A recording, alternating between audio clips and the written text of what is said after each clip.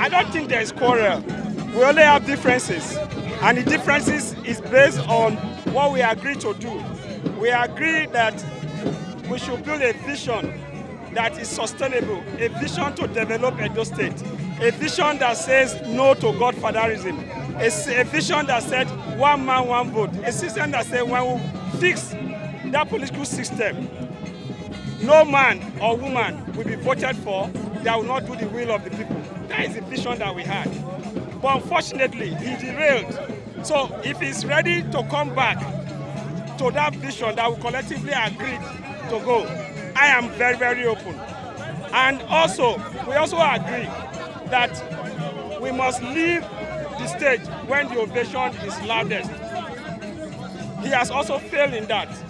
At 76, he can't be kneeling down contesting election. It's disgracing some of us, and we have to speak very, very loud.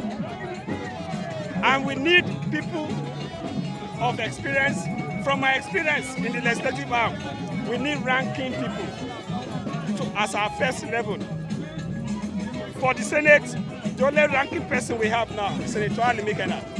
And if we present him as a ranking senator, it's like taking your first 11 against other second 11.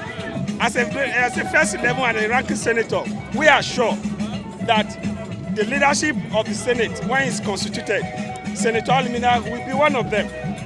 So, as far as Senate is concerned, we don't need a fresher. We need an experienced person in Senator Alimina.